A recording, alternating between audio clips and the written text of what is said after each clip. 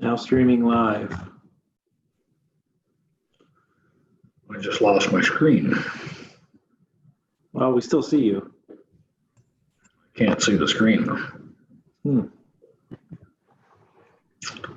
Wow. Do you need me to come over and help you, Terry? Maybe it was up and then it's just clicked off on its own here. Minimized.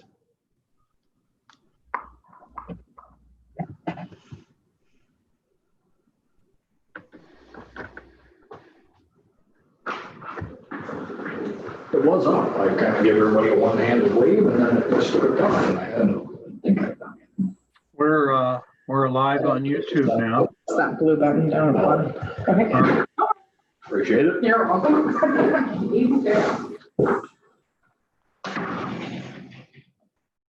Technicality solved. Yes.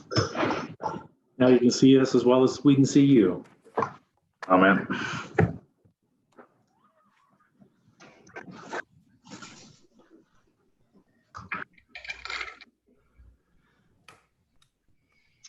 So we've got everyone except Gord and the deputy mayor, Blackie.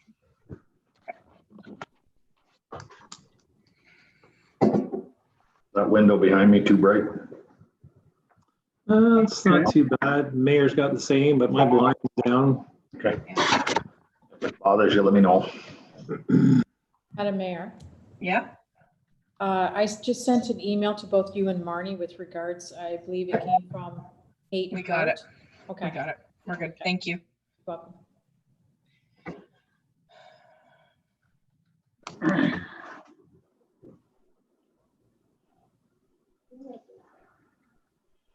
So we've got Gord, and we're just waiting on Jeff. Mr. Olkey. Jawohl, ich bin hier. Hello. Yes, can hear you. Not loudly, but we hear you. Is this any better? Yes, Much it is. better. All right, I will bellow at the screen. Excellent. Use your major voice. Oh, in that case, it's even louder. Shape up, Fody. I got my eye on you. They're about 20 years late. Oh, well, never late, never too late.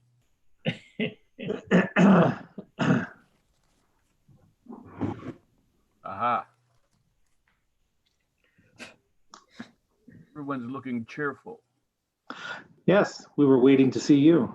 Oh, I believe that.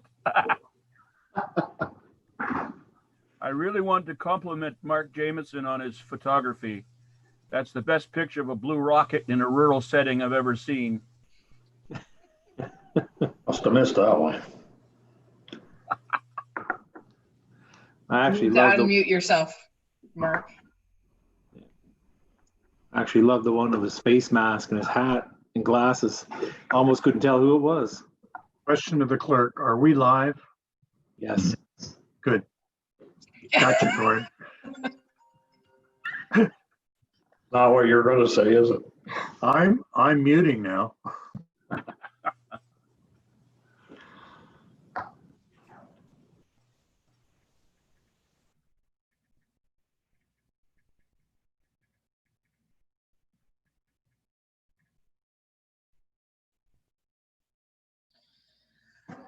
Okay, I've texted the deputy mayor, but I haven't received anything back yet. Of course, it was 2 minutes ago, so maybe I'll give him a couple more minutes. I didn't get an instant response.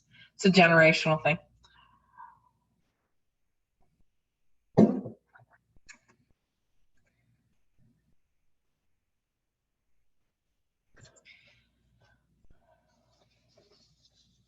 Well, we have quorum, so I guess I could get through the hyperbole that's at the beginning.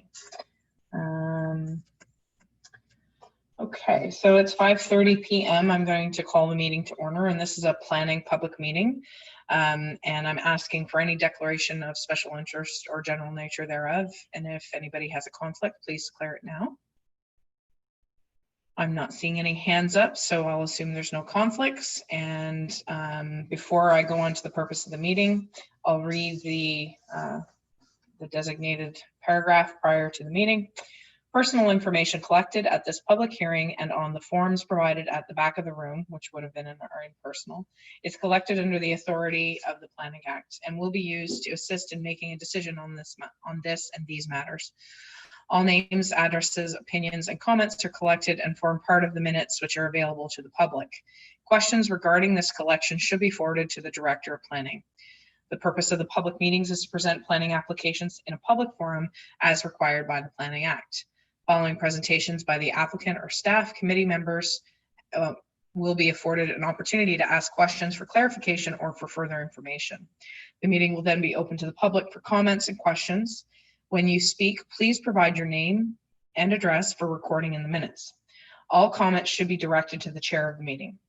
The applicant will be provided the opportunity to address public questions once all members of the public have made their submissions, and no decisions are made at these public meetings concerning any applications or otherwise noted. The public meeting is to gather public opinion. Public meeting reports are provided to inform the public of all relevant information, and there is quite a comprehensive report provided for this evening's discussion. Information is gathered and then referred back to planning staff for the consideration and the review of any applications. This means that after the meeting tonight, staff will be considering comments to be made by the public and the review of all the policies and procedures that are being put forward. When this review is completed, the report will be prepared, making a recommendation to council regarding the zoning amendments that are being discussed this evening. So following a council decision, notice will be circulated in accordance with the Planning Act. If a person or public body would have an ability to appeal a decision of council to the local planning appeal tribunal, but the person or public body does not make oral submissions at a public meeting or to make written submissions to the township before the zoning amendments are passed, the person or the public body would not be entitled to appeal the decision. So thank you for your patience with that, and we'll move on to number 3 on the agenda, zoning bylaw number 07-079 Township initiated amendment. So I'll put forward, give the floor to Madam Planner to give us a synopsis of what we're going to be speaking of and how she'd like the meeting to go forward from here. Ms. Mandidi. Thank you, through your worship. Mr. Fair is going to be providing the overview of the application and amendments for council. Okay, go ahead. Thank you, Madam Chair. So the zoning amendment that's being considered today, I guess, covers 5 separate areas for consideration. The first is related to considering provisions regarding cannabis production and processing facilities in the township. The second is proposing a definition for additional residential units and defining where the use is proposed to be permitted. The definition of tiny homes is also proposed to be updated. The fourth part of it regards to temporary construction facilities, where it's proposed that a trailer is permitted to be located on a property for a period of 2 years while the dwelling on the property is under construction. And the final update that's proposed to the bylaw is increasing the perimeter for marine facilities on island properties from 60 to 120 meters. We received some correspondence on this application. The CRCA submitted comments indicating they're overall supportive of the application. They recommended that a provision be added to the section on secondary units, requiring that compliance with lot coverage is also adhered to. The MTO submitted comments indicating they had no objection to the application. Parks Canada submitted comments just requesting clarification on whether the perimeter provision in the bylaw applied to the marine facilities is themselves or the property. We received some public comments as well. One comment requested an amendment to the section on secondary units that would allow the additional residential units to be located on separate properties from the primary dwelling, which is located on a separate property. And another comment requested whether or not a bunkie could be converted to an additional residential unit. So a sleeping cabin is not considered an additional residential unit. No kitchen is permitted in a sleeping cabin. It's strictly for additional sleeping accommodation. And it's assuming that the lot is a complying lot and the building is in a complying location, then yes, the bylaw would permit that conversion, but we imagine we'll get into that. in the question period. Thank you, Mr. Fair. Go ahead, Ms. Venditti. Thank you, through your worship. I'd just like to add that there was a third public comment that was just recently received asking what options are in place for RVers who spend summer in the area but are not able to travel to their wintertime locations, and what options might be available to them. In response to that, this amendment for second units or additional residential units would provide the opportunity for property owners to have additional residential units on their property, which is in line with the provincial direction to provide more housing options. There's no guarantee that people are necessarily going to construct these units, but it provides the opportunity for homeowners or property owners to construct additional residential units without the need to go through a planning process. So the amendment that's in front of council for the public meeting tonight around second residential units or additional residential units is intended to provide additional affordable housing options within the township. Thank you, Madam Planner. Based on those comments, I guess I will open the floor to comments from the councillors to open the floor for discussion in regards to the proposed amendments. Who would like to start this off? I know you have burning questions, I can tell. Mr. Maybe, come on, I know you have a list. And then I'll recognize Mr. Fody after Mr. Maybe. Go ahead. And then Mr. Corral. Number one, with the cannabis production, I know that we have potential of a facility within our borders already. And with the one of the things that I did read about was the actual odor that is permeating from these and from such a large structure of plants, there would be a fairly substantial odor that would be coming out of it and emitting. So as long as it's the recommended footage away from any dwelling, barring the wind direction and actually driving it that way, it would be certainly difficult to control. So the more rural setting it is in, and I know the one that is presently here has a tree block on the south side, so the east or west east winds would certainly blow it back toward open area, so it wouldn't be much of a problem. But certainly in a more rural area or in a space that's a little bit more confined, we could definitely have difficulties with that type of facility in that area. That's basically all I had about the cannabis, because again, it's something that's legal now, and we're going to have it. It's going to be here for a while. Maybe that's how we'll deal with this, Mr. Maybe, is that we will we'll go down the different amendments and see if there's any comments on each one, and that rather than jumping all around type thing, if that makes sense. So so the first thing, so the question was relation to cannabis production and processing facilities. So I think your question has been made, Madam Planner. Do you want to, and then I recognize Mr. Olkey, I'll put him on the list as well. So you had a question in that, correct, Mr. Maybe? Yeah. Basically, the actual distance in a rural setting, the boundaries can be because there's so much vacant land. But as we get into a more restricted area, housing and different facilities close by, whether it be commercial, industrial, or residential, are we going to be able to maintain those criteria and make sure that these facilities are not creating odors that would be offensive to close by residents?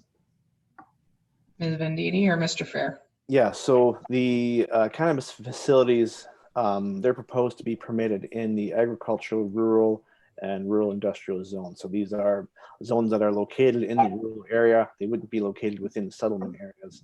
And that's really the intent behind the separation distances that are proposed in the bylaw, that these facilities be located an adequate distance away from houses, from daycares, from churches, primarily because of those concerns regarding odor. And based on the research we've done, these distances are consistent with the distances being imposed by other municipalities, including other municipalities within the county. Oh, sorry, Ms. Venditti, go ahead. To your worship, just to add to that, let's say we have lands in Lansdowne that are designated for industrial uses. Let's say that a processing facility was proposed in there. That would be subject to a zoning bylaw amendment because it's not specifically a permitted use in the settlement area for those compatibility reasons. So if a facility was proposed, we would have to go through a public process. We would also request information around what air handling facilities might be on there, environmental approvals required through the ministry to regulate those types of things so that we could understand what the impact might be and the location of the use. Okay. Excellent, thank you. So on the next on the list, I had Mr. Foti. Mr. Foti, did you have anything in regards to cannabis production? Go ahead. If we can unmute you.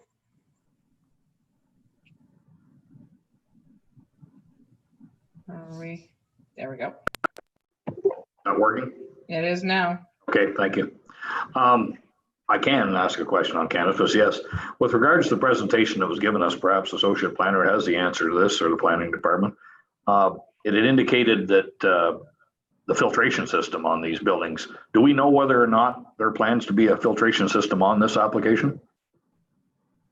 Through you, Madam Chair. So this is a general amendment to the bylaw. This isn't for a specific application for development. These are basically the rules by which use will be governed in the township going forward. Right. Yeah. Okay.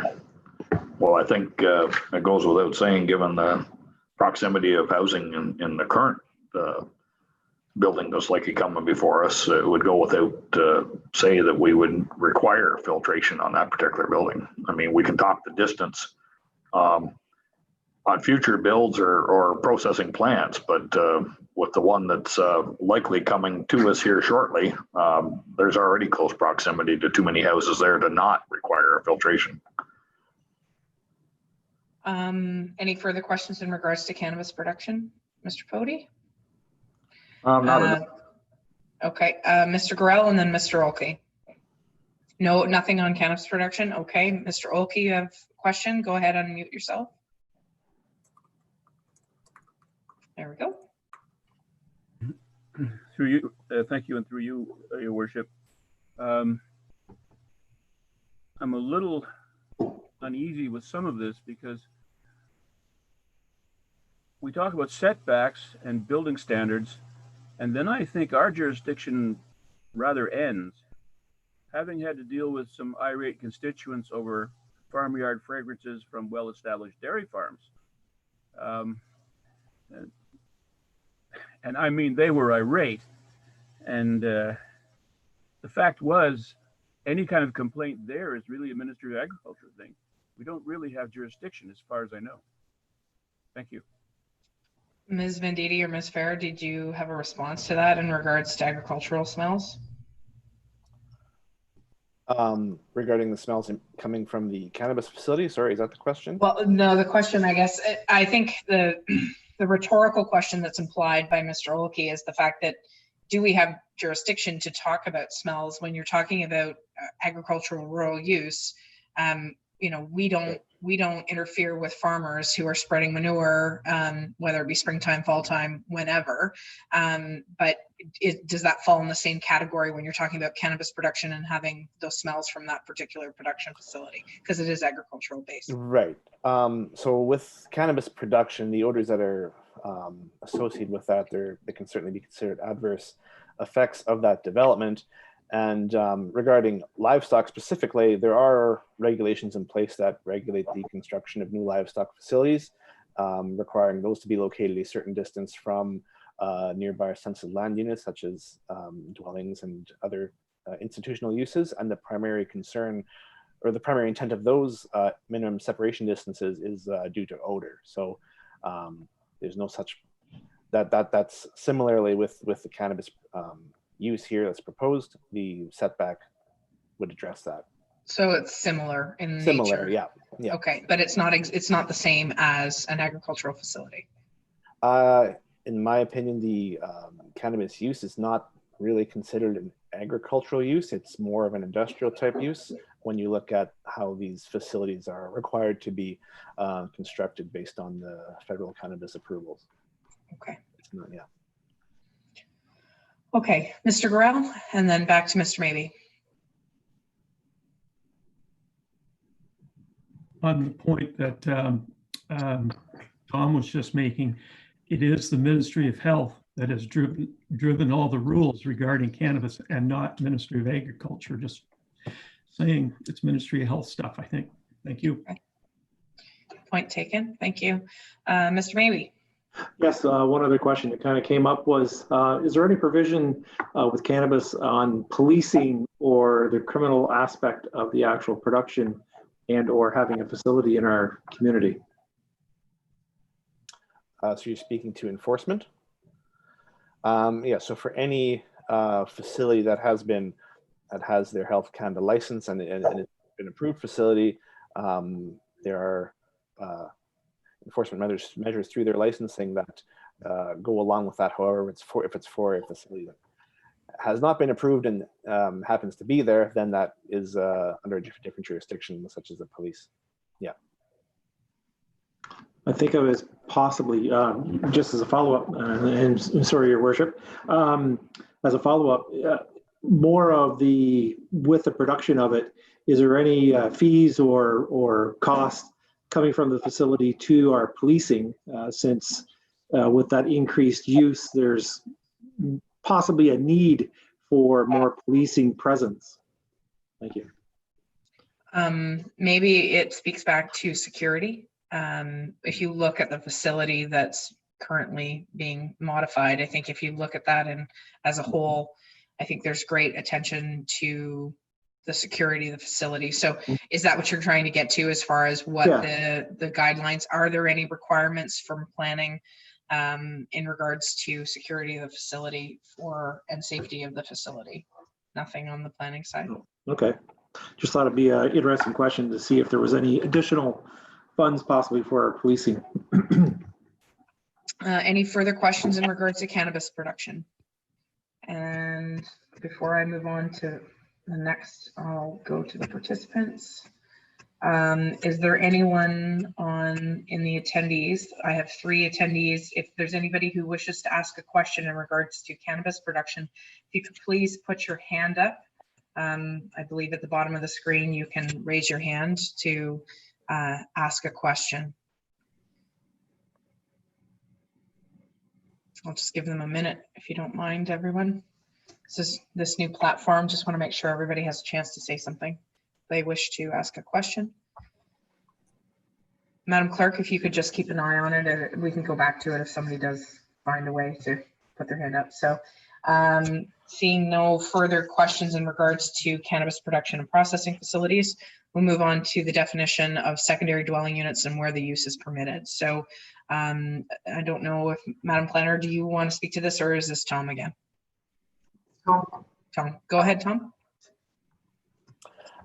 Yes, so this amendment introduces the definition of additional residential units and also outlines where the use is permitted. So in preparing the bylaw, the use is currently not proposed to be allowed within our settlement areas. And the primary reason for that is so we can confirm, well, particularly in Lansdowne, that there would be servicing capacity available for the increase in density through infill. And in our settlement areas that are not on municipal services, but are rather on private services, we need to do a little bit more research on how potentially doubling the density could impact the wells that are currently servicing the existing development, because we don't want this to adversely impact the existing development that is currently in our villages, in our rural settlements. Okay, so questions in regards to secondary dwelling units and where the use is permitted. Mr. Gorell, and we'll start with Mr. Gorell, and then Mr. Fody, and then Mr. Maybe.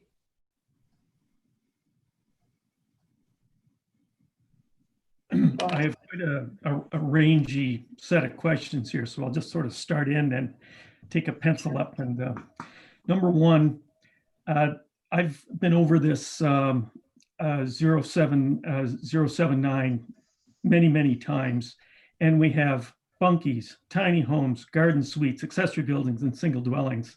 I would like a matrix prepared as to describing precisely what those mean. I mean, I have a pretty good idea, but something that does concern me, garden suites versus tiny homes. Differentiating between the two, it says a garden suite will be portable. It says a tiny home will be towable. It says you can build one on site or you can ... Later on, it goes to say that a tiny home will now be defined by a CSA certification standard, CSA A277. You know, we are just splitting hairs here and making this so confusing. I would really appreciate, not tonight, I would like total clarification of what those things are. How can you have one built on site and yet have it removable? I don't understand. That's a garden suite. Further, garden suites are to be, Planning Act says that the garden suite may be by bylaw up to 20 years renewable. Do we have that provision in there? Do we have it solid at 20 years? I haven't read that anywhere. Let's see, tiny dwellings were enacted by bylaw number 17-054.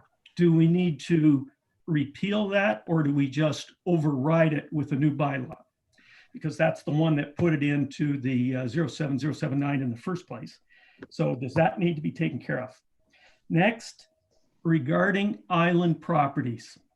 I appreciate that most island properties should not have a secondary dwelling on them. However, Hill Island has an international bridge going to it. There is also a road, Stafford Road and others in there that would be perfectly acceptable to put a secondary dwelling on. The properties are large, so there's no reason that we couldn't make provision for Hill Island to be an exception to the anti-island situation. In other townships such as Howe Island and Wolf Island, which would be what, South Frontenac, I guess, I wouldn't be surprised if they allowed that. So I don't see why we couldn't allow that specifically on Hill Island to anything where there's existing roads, not anything that was accessible by water, because on Hill Island that is an issue because the island is split by Parks Canada. And this idea of tiny homes being defined as CSA A277, I've never heard of it, never read it. Is that in the Planning Act?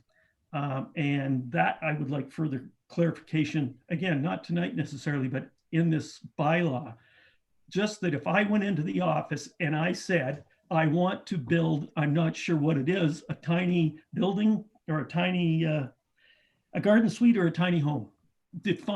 Tell me the difference between those two, because to me it is brutally unclear. And I don't know why it has to be. It could be dead simple, but we're splitting hairs so much. We've gotten so far into the weeds on this. I don't get it. Thank you very much. That's all I would say. Okay, Madam Planner or Tom, if you'd like to address those.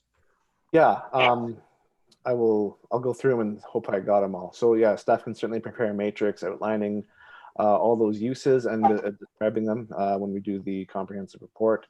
The bylaw, it doesn't have to repeal the previous bylaw for tiny homes. It will just amend the zoning bylaw because that was an amendment to the zoning bylaw.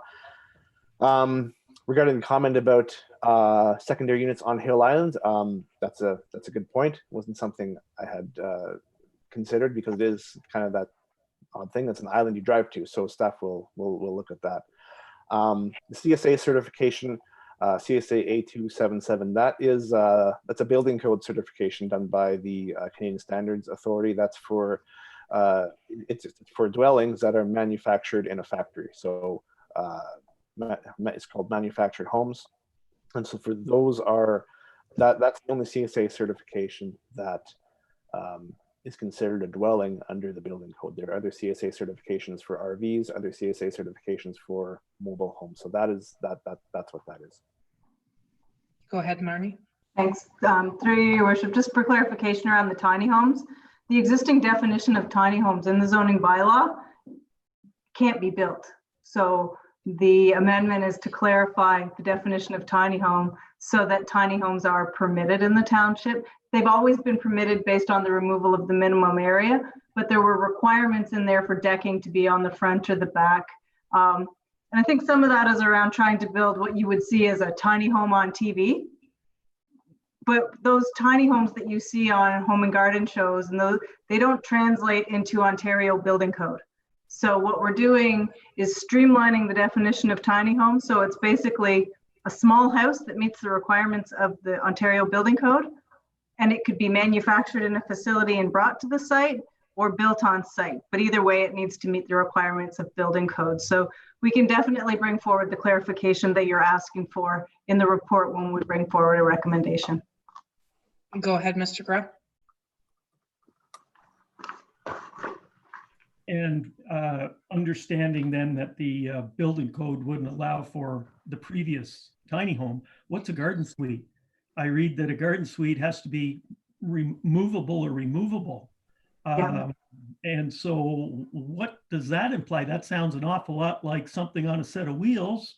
That sounds a whole bunch like a tiny home. I really don't get the differential there, and I'd be confused by that. Thank Go you. ahead, Your worship. So a garden suite can be a number of things, and it's kind of an outdated concept now that we're talking about second residential units. So the garden suite is something that was envisioned as a temporary unit you could bring onto your property, or maybe the conversion of the construction of a new building, but it's intended to be temporary. And so the Planning Act defines the temporary and sets the timeline. So typically when somebody would do a garden suite, and you don't see very many of them, it would be subject to a development agreement or even a temporary zoning that would allow the temporary unit or the garden suite for a certain period of time. And the development agreement would require the removal of that structure after a certain period of time. Now there's challenges with that, because once you've had a structure on your property for 20 years, perhaps somebody's been living in, how temporary is that?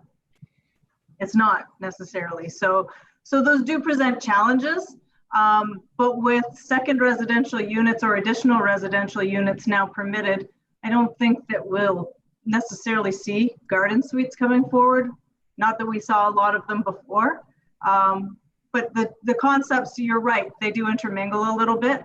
And then a sleeping cabin is something completely different, to throw another one in the mix. So we can certainly bring forward those clarifications. The definitions are all in the zoning bylaw right now, but we can clarify them and bring them forward to you in one place so you can see how they all interrelate. Awesome. Any further questions in regards to that, Brock?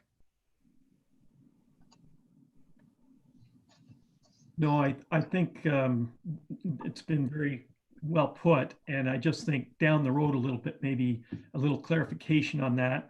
And I'm sensing that the reason is to get more residential. And I think the planner pointed out that garden suites was an outdated concept. We have tiny dwellings are definitely defined by the CSA certification process, which puts them in line with the building code. And therefore, and bunkies are still bunkies.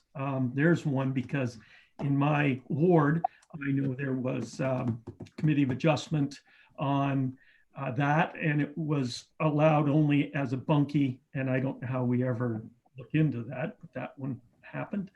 And the temporariness of it, this 20 years, that's hardly temporary. So the concept is we want accessory buildings to provide more living space. Thank you. Great. Okay, so I have Mr. Fode on the list, then Mr. Maybe, and then Mr. Jameson.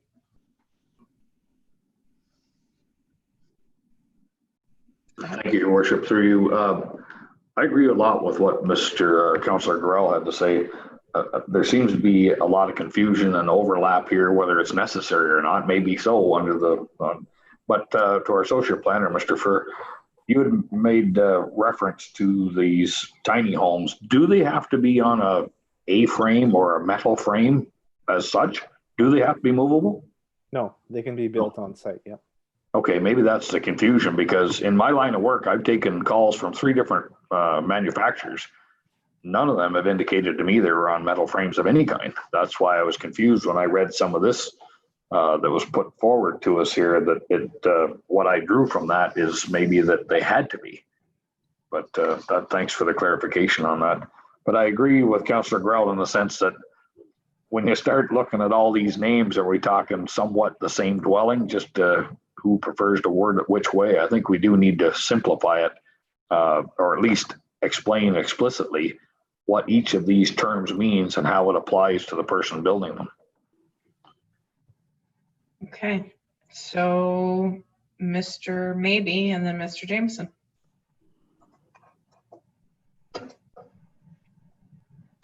Thank you, Your Worship, and through you. Part of this whole thing is to clean up the official plan that, because a lot of these terms actually came into that, and that's where I remember first seeing some of these. So I know that we're trying to clean up that because it was a little muddy when it was actually presented at the first 4 times that I read it. So we do have that. Now, on the secondary dwelling, some of the questions that I have are appropriate sewage. Again, as soon as you add any building to any site, you're going to have appropriate sewage, which does lend back to Lansdowne in a form, as well as the percentage of land that's left, which has to be attained. And also power supply, I can see that being another area of concern, because some houses are stretched to their limits already on power supply, so adding another dwelling would then increase some potential problems. And I've got another note here, and my scribbles, I'm having a hard time reading it, but the setback area, perhaps on that also. But in regards to the Lansdowne and Lansdowne site for secondary homes and or you probably wouldn't have a tiny home, but you could have a granny suite or a 20-year residence, additional residence. Again, percentage of land, but with Lansdowne, with its own sewage and water system, its burden on the system, I don't imagine would be that difficult, other than the percentage of the land being a major concern of the property. But certainly in our rural areas, there's lots of land typically to any lot, but the sewer and water system would be a concern in my mind, perhaps more the sewer, because as soon as you add another bathroom, then you're having to increase the volume that it's actually accepting. And if these tiny homes and or secondary dwellings have a washer dryer in them, then you're actually adding some more water to the system that has to be dealt with. So not much different than Councillor Grell or Councillor Fody, in that tiny homes and secondary dwellings are very similar, other than the tiny homes typically are much smaller than a secondary dwelling in its actual functionality, and mainly the layout, because in a tiny home, there's redundant storage and usage of the space, opposed to a secondary dwelling that has a counter that's only for, let's say, cooking, or a bathroom that's only that. In the tiny homes, a bathroom could have several functionalities and storage units, just like a tiny home. Underneath the stairs is all storage. In a conventional home, you don't do that typically. So there is a little difference in how it is, because a secondary home would be on footings in the ground. Tiny home could be on stilts or a platform and moved around if needed.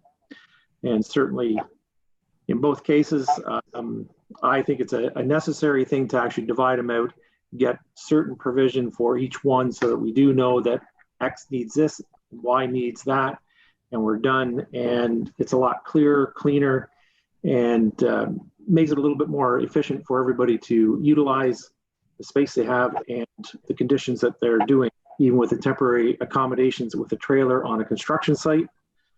Kudos. I think that one's a must, because in the sense of even the windstorm we had the other night, that took out somebody's house and they had to repair it, a temporary trailer right on site as they're doing the work. And that's why there is, even on He2 road there, the trailer up there, and somebody's working on a house up there. So it does become very prudent that we can actually allow this to happen in our community, to help our residents actually gain and save the costs of having to live and drive somewhere else, and get more residents in our area. Thank you. Okay, Councillor Jameson.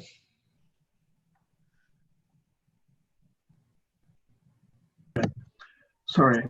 I certainly understand and agree with what I'm hearing Councillor maybe say, Your Worship.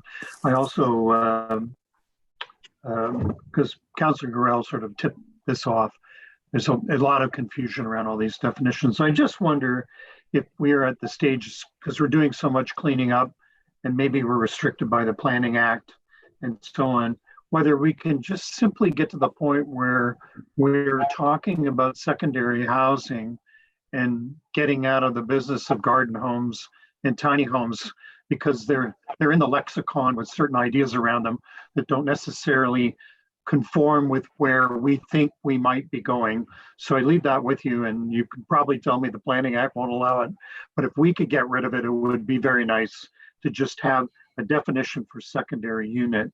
The other point I'd like to make, Your Worship, is that that I understand the notion around having secondary dwellings is to encourage affordable types of housing. But there's also an assumption here, not an assumption, but one still has to have, as Councillor maybe pointed out, appropriate sewage already on the existing property to be able to support the increased load. This is my understanding reading it, correct me if I'm wrong. And the other thing is the impacts on wells. So the health unit's going to be involved in this. And further, if you want to put a secondary unit, from what I read, I understand that, say in the case of my property, which the associate planner is a little familiar with, if he remembers, I'm probably reaching the limit of the footprint, which would require me to get a variance. And even if the health unit approved the septic for an additional toilet, which is unlikely at this stage, you know, is it reasonable for us to think that we can add these places on existing properties with really overwhelming the property's capacity to support this? And the third point I raised, and I had some clarification from Tom, and I thank him for that. I'm still rather concerned that the potential for abuse of this is pretty high with respect to secondary dwellings being used for short-term rentals, Airbnbs, this sort of thing, which I'm watching other jurisdictions try to address this challenge. And just looking down the road here at our friends in GAN are bumping against each other on various challenges. And I just wonder if we're going to be able to, or if we're bringing something on that we are going to regret in 4 or 5 years, and maybe take a different look at it. Thank you. Thank you, Councillor Jameson. Are there any further, as we sort of covered secondary dwelling units, we sort of covered tiny homes, and there was even some comments made in regards to temporary construction, allowing for temporary accommodation as well. I haven't weighed in on this one. I too am appreciative of Councillor Gorell's attention to detail in regards to the multiple terms that get thrown around in regards to tiny homes, garden homes, secondary dwellings, all that sort of stuff. So I was actually in the mindset of Councillor Jameson, like, why do we even need to have garden homes as a definition? Because it's very impractical to have, to me, from an administration point of view, from the township's point of view, that we've got to chase somebody 20 years from now to get rid of that particular dwelling. It would be much easier to say the dwelling, if you put it on your property, it stays there, and that's part and parcel of it.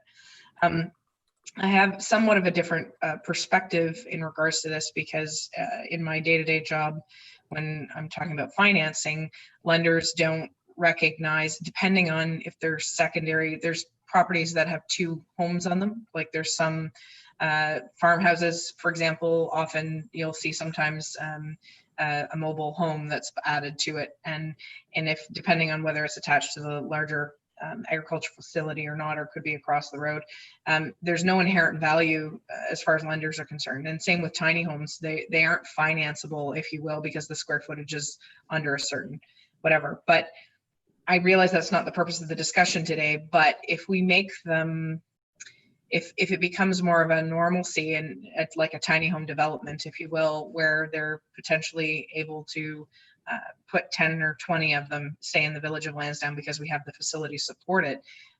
You know, it's about affordability. And I do appreciate Councillor Jameson's point in regards to secondary dwellings becoming short-term rentals. Having said that, and I have personally had Airbnb and used Airbnb in the past, and I see the point that you're trying to make. But the other challenge is enforcement with that, as our friends and neighbors in Gananoque are experiencing in regards to management of those short-term rentals, if you will. But then this COVID hitting has sort of tanked that whole thought process, because the number of people who maybe perhaps depended on that income can't anymore, and long-term rentals are definitely in demand right now. And this becomes a bit of a philosophical discussion, but I think it's important to frame the decisions that we're making now. But in light of COVID, there's going to be some financial implications for Canadians down the road, and whether that's people who can't afford to be their own homeowners anymore and have to sell in order to survive or pay off debts or whatever. Let's hope that's not the case. People are going to need places to rent, and there is no more, and my constant mantra is God ain't making any more land. So we need to make the best use of the land that we have, and promoting these units. I think it's also about when people come in to get building permits for their own homes right now, if they have the provisions in place that they could make a basement suite eventually, you know, maybe for aging parents, or a walkout basement that becomes a secondary suite down the road, maybe not right now, but later on, that we allow for this on a more broad scale, because we need those units. So I appreciate all the discussion this evening, but I'll recognize you, Councillor Gorell, and then Councillor Maybe, that we, I understand the hesitancy, but I also understand the need for rentals right now, and people are desperately seeking those rentals, and I do think that there's a happy medium that we have to strike with this lease planning amendment. So, Councillor Gorell and then Councillor Maybe.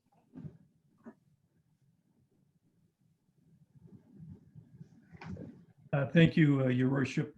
As you were speaking, I was reflecting on what it is we're looking at tonight, and we are looking at a bylaw. And it is clear to me that we are not ready to be discussing, or to as written, we're not ready for this bylaw, because we've raised a lot of issues here, not the least of which is definitionally what's outdated. I think we have to tread carefully here.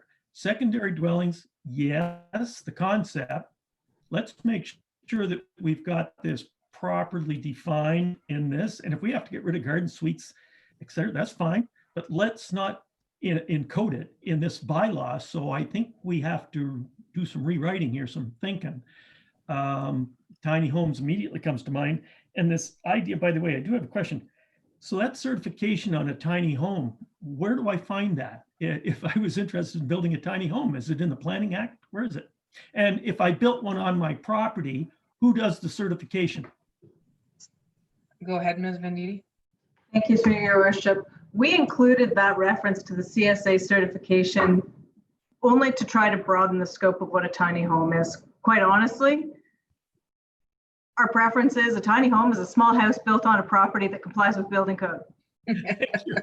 I think we just said it right there. Yeah. So, and just for clarification, what's in front of you for public meeting this evening? That's a draft bylaw that's being put out for input. So there's no recommendation on the floor with respect to this. So we're simply looking for the input, and we're getting a lot of great input and questions. And I think there's a lot of clarification that we can bring forward. Yeah, so thanks. We left that CSA piece in there to provide some opportunity that it could potentially be something that's built off site and brought in, but we do see that as challenging, because at this point there haven't been any small houses that are actually designed and CSA certified. So, but Mr. Gorell, you make the point. It's like we're splitting hairs over this, but really the planner put it in very plain English. Tiny homes are small homes built with same, within building code on a structure, hopefully for long-term use. But I do know that from a tiny home provision, if you use the marketing term, and really that's what tiny home marketing is, it really comes down to the fact that it's affordable, because you don't have to put in, you don't have to have this maximum square footage. Now, the other thing that needs to fall into line, which is where the health unit comes into, is do you need a minimum septic service for a tiny home where you can literally only have probably 2 bodies in it at any given time?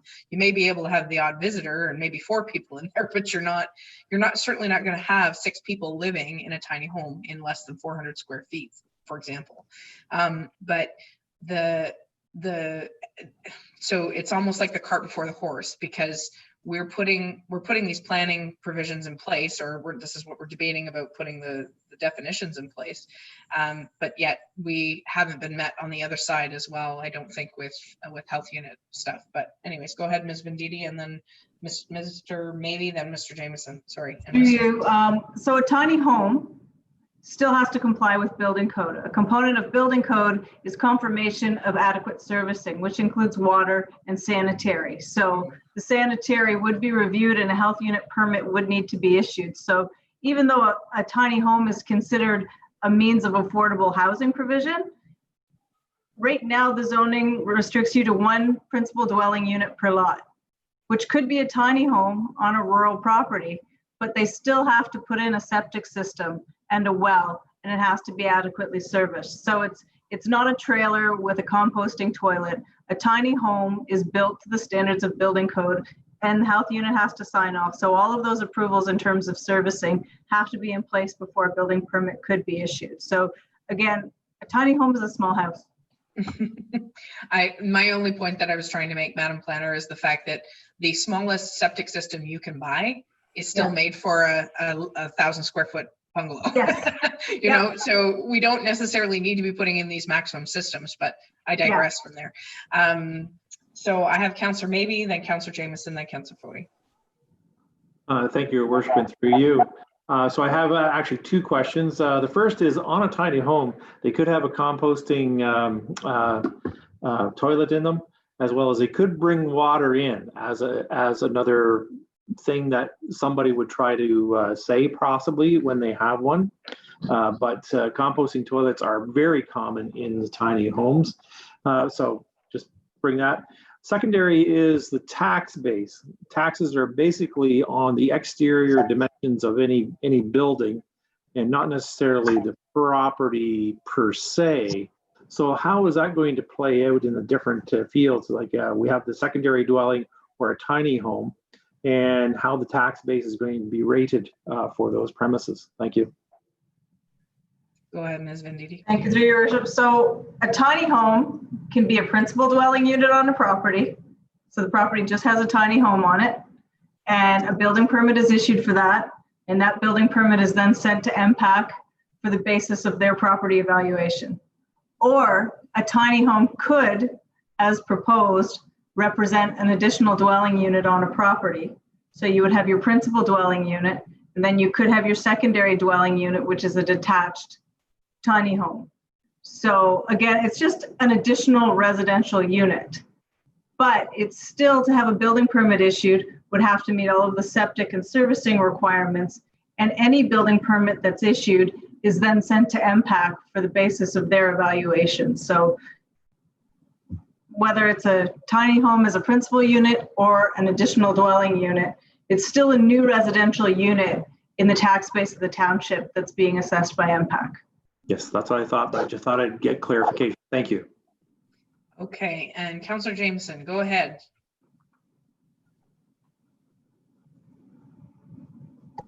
There we go. So thank you. 1 comment and 2 questions to your worship, to your comment about the need for rental housing, secondary units fulfilling that goal. in the immediate sense, if we were to be able to move quickly on this, we would be in a situation where we would be looking at some sort of prefabricated units that we could put on the property immediately, because the need is, and I agree with you completely, there is a need, and the need is now. My concern is that we need to be looking farther down the road as to what the impact might be with things that are not quite, I don't even like to use the word tiny home. I think we need to get that out of our language and talk about secondary units and how they can serve. The question is that, two questions. One is that there seems to be a provision that the secondary unit can be no more than the size of the existing primary unit, which says, if you've got a 4,000 square foot house, is the secondary unit 3,500 square feet if all other means can be satisfied. That kind of speaks against the I think the spirit of what the government is trying to achieve here. So I just wonder if I'm right on that. If I'm not, I stand corrected. If you will let me know. The other thing is that when you think about the need for housing in a more immediate sense, does this bylaw, or the route we're going, allow for somebody to take a piece of property and build secondary units of a smaller size, for which they would provide either a very large septic system and or systems that, for example, in the Huck's Marine development, they're building into their proposal for the condominiums that take care of a lot of the water problems where we don't have a system like Lansdowne, or we know that in the villages we just can't do it anymore. In the small lots, we're already having neighbor-to-neighbor challenges with septics and wells. So I'm just wondering if this provides for somebody to come along and build, in effect, an affordable housing secondary unit compound, if you will. I don't know how else to describe it. That is bringing us to a different level of affordable housing than we tend to in the past. That's more than my two questions. Thank you. Mr. Fair? Yeah, so just first speaking to the size of the secondary unit, a lot of jurisdictions in our research have a maximum size of, say, 50 to 60% of the primary unit. The provision proposed in this bylaw is that it be no larger than the primary unit on the property. The intent of that is to provide flexibility, recognizing that there may be some larger secondary units that we see here, but also with, say you have a house with a small dwelling that's only like 800 square feet, then they could build another secondary unit that is also 800 square feet. So it's intended to provide flexibility for that. Regarding the question about having multiple secondary units on a property, the bylaw would not allow for that as written. It's intended to provide one additional unit per property.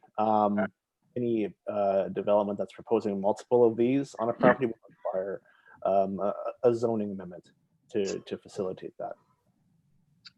Would they be able to get a minor variance or apply for a minor variance? They would have to get a zoning That would amendment. be a zoning, yeah. Okay, fair enough. I think the point's well made, is that if we had a property that was flattened because it was no longer of any use, and we were able to put in a central septic and well that would house, say, 4 units or 3 units on one piece of property, would that be acceptable? And the answer is no at this point. Okay. I have Councillor Fody on the list. Thank you, Your Worship. It's been touched upon a couple of times here by various council members. My bigger concern would be, and maybe the planning department can address this, if I lived in, say, Sealy's Bay, Lyndhurst, Rockport, I'd be more concerned about another septic neighboring me in the backyard than I would be another well. Who has the jurisdiction over that? Is that purely the health department, or who does have a say? Is it one entity, or is there 2 or 3 people weigh in on this, or I should say organizations? It is the health unit that regulates the septics in our township, but the way the bylaw currently is now, a second unit wouldn't be allowed within our villages and hamlets, just primarily for that reason, is because we need more time to look at how increasing the density would impact properties related to servicing for water and sewer. Thank you. I know, as I said, I'd be more concerned about a septic in between 2 or 4 houses than I would be another well. Yeah. I think we can all see what's happening here tonight in the sense that, we all take our own perspectives of what's been presented, and yet we're still all confused in the end. I agree with Councillor Gorell's statement earlier on. I thought you hit the nail on the head when you said we're way too early to be walking into a bylaw just yet. And I think the planning department indicated that. But we do need some serious clarification on each of these entities if we're going to deal with them, whether it's a tiny home or a secondary dwelling. And then, as Councillor Jameson, I think, brought to the forefront, are we allowing a backdoor approach to Airbnbs?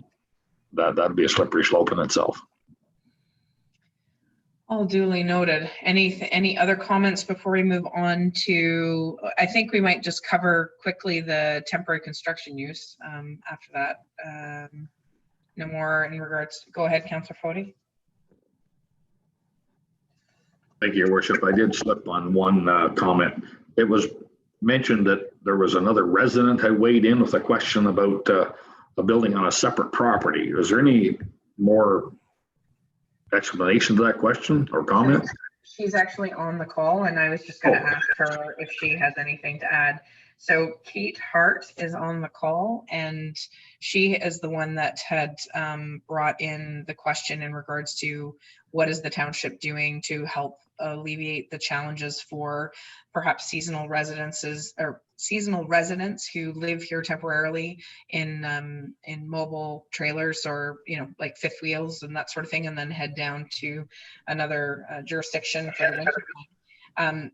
But as the planner had mentioned before earlier, that's the whole purpose that we're addressing this in the Planning Act, in our planning zoning amendments, is because we need to be able to adapt to these situations. And this is one of the things that we, provided that we come to a realization, we'll be able to help people create more of these units, which will address some of that need. But I'll ask Ms. Hart to be unmuted. And then if you have a question, Ms. Hart, I know you had your hand up. I apologize. It's taken me a while to get to you.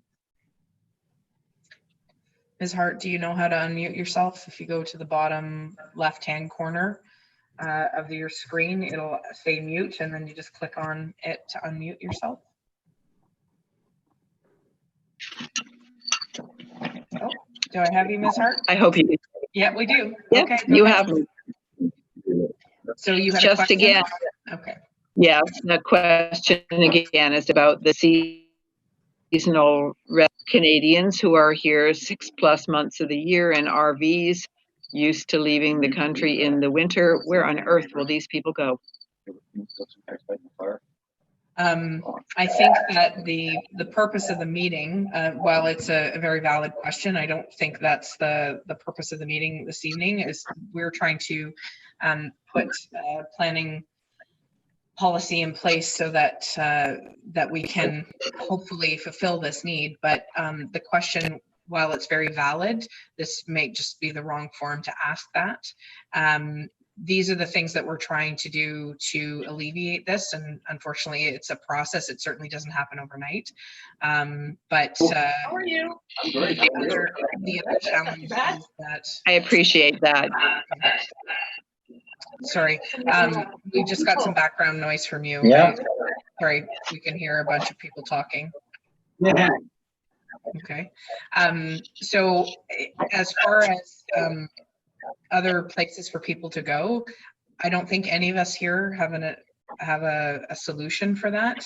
But obviously it's now on our radar, and we can ask the question of other local organizations and people who are dealing with like the health unit, like community housing, community for rental properties in the area. We can pose that question at county as well. That's great. At least the question is out there. Thank you. Fair enough. Thank you, Ms. Hart. So I'll have, if you can mute yourself, Ms. Hart. There we go. Okay, great. Thank you. Are there any further questions in regards to tiny home or secondary dwelling units. Go ahead, Mr. Grau. Regards to our official plan, if we go ahead and move towards some of the direction that this discussion has taken us, do we have a certain time frame to clean up our official plan with respect to garden homes, tiny homes and everything? Because all the definitions are wrong. Maybe we can eliminate the whole bunch, and that would be great. Eliminate a few pages from our official plan, but that also means you got to go to county and so on and so on. So is that important, or do we care? Thanks. Go ahead, Ms. Venditti. We're not proposing any amendments to the official plan. We're talking about the zoning bylaw right now. So what the amendment for second residential units or additional residential units. So let's just call them additional residential units, because then we're clear. It's an additional residential unit on a property. There's policies in the official plan regarding additional residential units that the province requires us to have in place. So the province requires us to have policies in our official plan and then provisions in our zoning bylaw to regulate where additional residential units are permitted to be located in our municipality to provide additional housing options. But there's all these definitions sit in the zoning bylaw. So there's no need to amend our official plan whatsoever. This is just a zoning amendment. So we can modify these things. Well, I'm reading as an example, definitionally, it says tiny dwellings shall be permitted. And it says a tiny dwelling means a dwelling structure that has been erected on a moving towable frame. And we're eliminating that. So I see a conflict there, not to be solved tonight, but down the road. So it seems necessary to me. Thank you. I do know that there's a number of official plan amendments that are being posed at the county level. The planner at the county proposed a number of these. This is where we were talking about floodplain mapping and that sort of thing, and things kind of went off the rails. So I think that the amendments, the official plan amendments, have been, I don't want to say shelved, but they've definitely gone back to the drawing table. So if there is or was anything that we needed to amend, whether it be in our own and then therefore through county, then I'm sure it would give the planner adequate time to make those recommendations if need be. Okay, so in the essence of time, I'll move forward with, unless there's any further questions from the gallery and from the attendees. Please put up your hand if you have any questions in regards to secondary dwellings or tiny home definitions.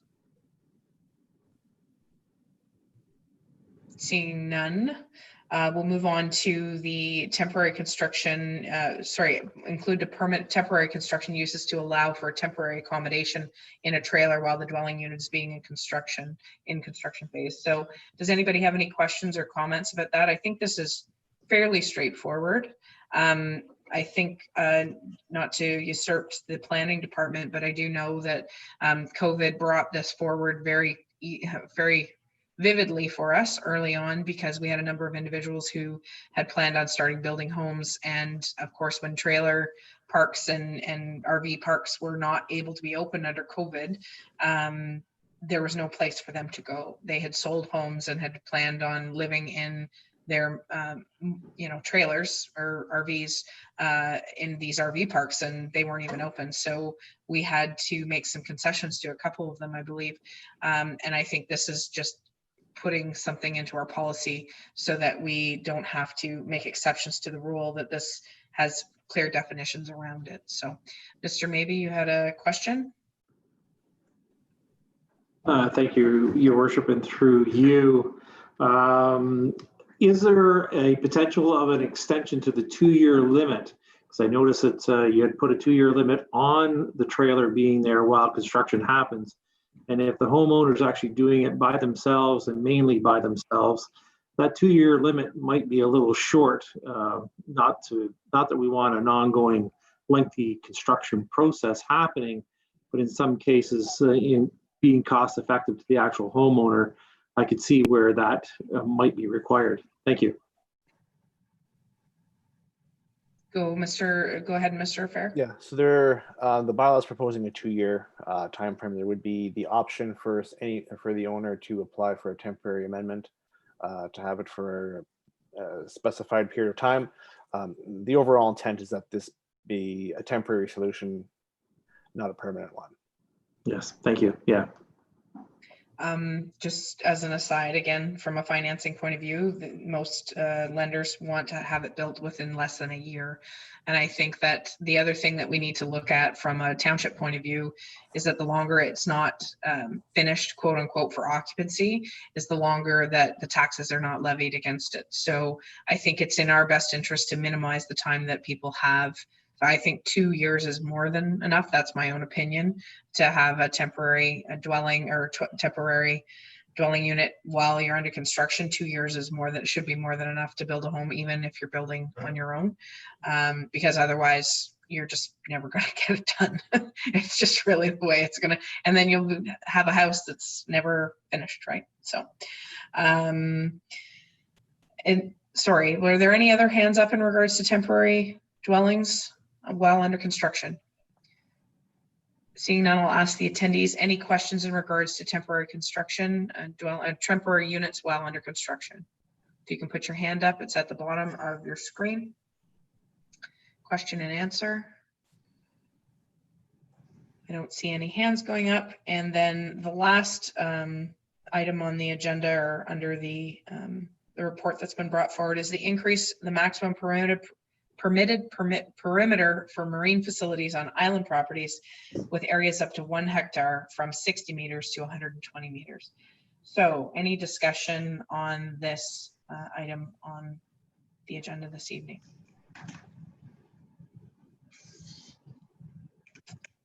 Go ahead, Mr. Fody.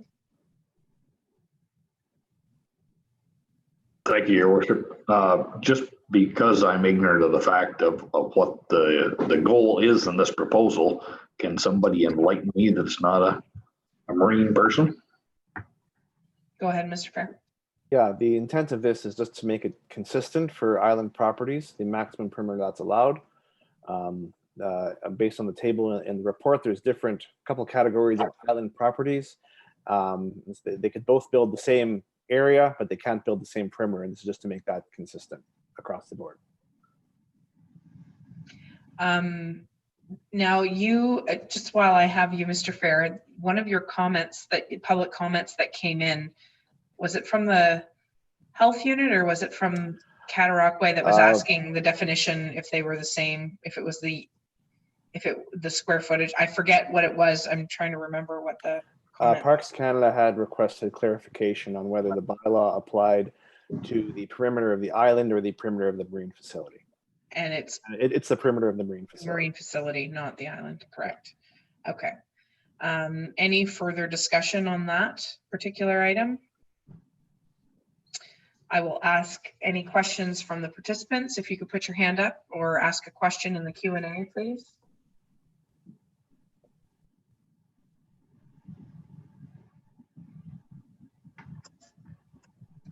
I don't see any hands going up there either. Okay, is there any other comments or questions before we wrap this up? Any closing remarks from the planner or the assistant planner?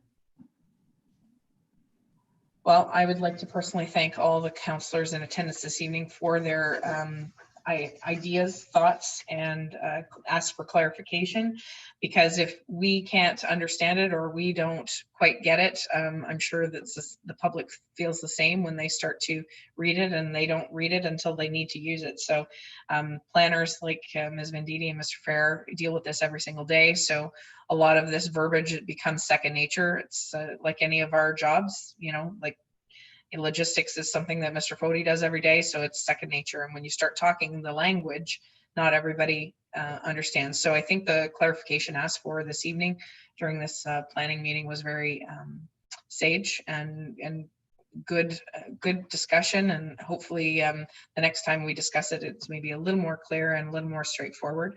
And we appreciate the attention to detail that our planning department has taken thus far and will in the future. So with that, I will ask for a mover and a seconder for adjournment. Can I have a mover, please?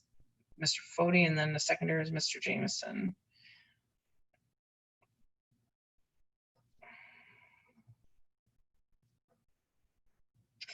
Okay, it's a non-debatable motion. All those in favor of the motion to adjourn, please signify. All those opposed? Carried. Thank you so much, everyone. And we'll see you next Tuesday at our special council meeting.